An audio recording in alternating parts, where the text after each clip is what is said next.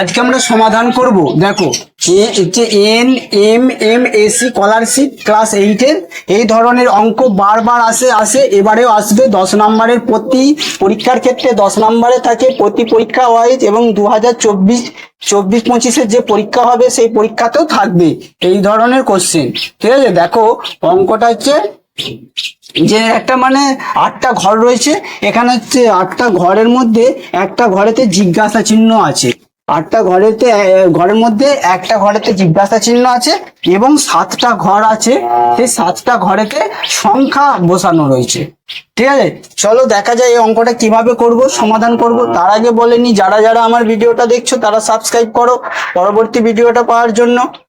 ঠিক আছে, দেখো এখানে কি বলেছে, এখানে আছে 4, 4-এর ডবল, 4-এর 3 ডবল হচ্ছে 12। তাহলে দেখো 4-এর সাথে যদি আমি 3 গুণ করি তাহলে কি হবে, 3 4-এ 12। দেখো এই নিচের সংখ্যাটা মিলে গেল। তারপরে দেখো 4-এর সাথে যদি 3 গুণ করছি তাহলে হচ্ছে 3 4-এ 12। নিচের যে সংখ্যাটা দেওয়া রয়েছে সেই সংখ্যাটা আমার মিলে গেল 12।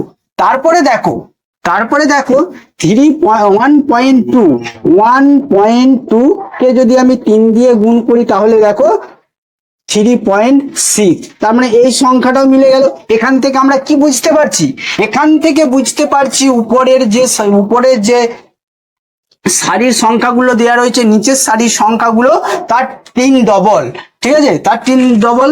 দেখো এখানে 4-4-এর 3 ডবল হচ্ছে 4-কে যদি 3 দিয়ে গুণ করা হয় 12, এখানে মিলে যাচ্ছে। তারপর 1.2 কে যদি 3 দিয়ে গুণ করা হয় তাহলে দেখো নিচের যে সংখ্যাটা দেওয়া রয়েছে সেইটা মিলে যাচ্ছে। তার মানে এখানে এই দুটো যে অঙ্ক আমরা সলভ করলাম, মানে দুটো ঘরের যে অঙ্ক মানে সংখ্যাগুলো দেওয়া রয়েছে সেই সংখ্যাগুলো সলভ করে দেখলাম যে প্রতি ক্ষেত্রে যে উপরের যে সংখ্যাগুলো দেওয়া রয়েছে তার নিচের যে সংখ্যাগুলো আছে সেই সংখ্যাগুলো উপরের সংখ্যার 3 গুণ। বুঝতে পেরেছো? তারপরে দেখো 6 × 3 = 18। তার মানে এইটাও বেরিয়ে গেল। এবার দেখো এখানে যে জিজ্ঞাসা চিহ্ন স্থান আছে এবং নিচে যে সংখ্যাটা রয়েছে সেই নিচে দেওয়া সংখ্যাটা কিন্তু উপরের যে সংখ্যাটা হবে তার 3 গুণ। উপরের যে সংখ্যাটা হবে তার 3 গুণ নিচে দেওয়া সংখ্যাটা। তাহলে দেখো 3 গুণ, এখানে যে এটা যদি 3 গুণ হয় তাহলে এই সংখ্যাটা কত হবে সেটা আমি কি করে বের করব, 3 গুণ। তার মানে একে যদি আমি 3 দিয়ে ভাগ করি তাহলে এখানে উপরের সংখ্যাটা পেয়ে যাব। আমি যদি এই সংখ্যাটাকে যদি 3 দিয়ে ভাগ করি তাহলে আমি উপরের সংখ্যাটা পাবো, আর উপরের সংখ্যাটা পেয়ে যাব, উপরের সংখ্যাটা পাবো। তাহলে দেখো এখানে যদি উপরের সংখ্যাটা পাই তাহলে আমি কি করতে হবে,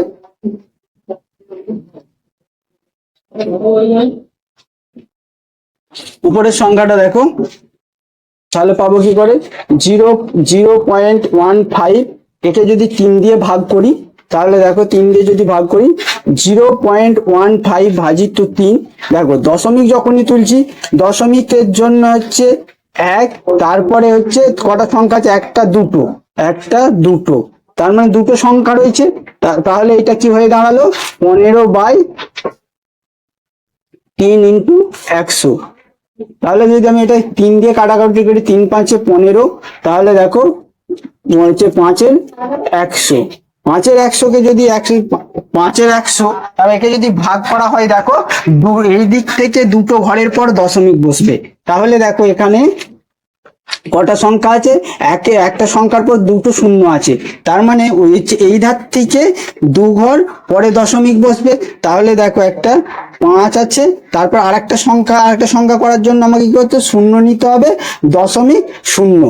তাহলে এই জিজ্ঞাসা স্থানে সংখ্যাটা আমার কত হবে, জিজ্ঞাসা স্থানে সংখ্যাটা হবে 0.05। দেখো একে যদি আমি 3 দিয়ে গুণ করি তাহলে দেখো এই সংখ্যাটা এসে দাঁড়াবে। আর একবার প্রমাণ করে দেখিয়ে দিচ্ছি, দেখো 0.05 × 3। ঠিক আছে, 3 5 15, 3 5 15। দেখো কটার পর দশমিক আছে, একটা দুটো, এইখানে দশমিক হচ্ছে। বুঝতে পারলে? তাহলে এখানে সংখ্যাটা বেরিয়ে গেল। তার মানে এই সংখ্যাটা যেটা বেরিয়েছে এইটা হচ্ছে এই সংখ্যার 3 গুণ। প্রত্যেকটা ঠিক সেরম ভাব করেই রয়েছে। ঠিক আছে, তাহলে সেরকম ভাবে করে দেখো, উপরে যে সংখ্যাটা দেওয়া রয়েছে নিচের সংখ্যা তার 3 গুণ।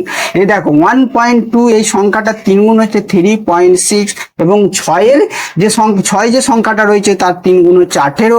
তাহলে 0.05% পার্সেন্ট নয় 5 সমান 0.115। তার মানে এই যে সংখ্যাটা বেরোচ্ছে এর 3 গুণ হচ্ছে এই সংখ্যাটা। বুঝতে পেরেছো? তাহলে দেখো পরবর্তী অঙ্কর জন্য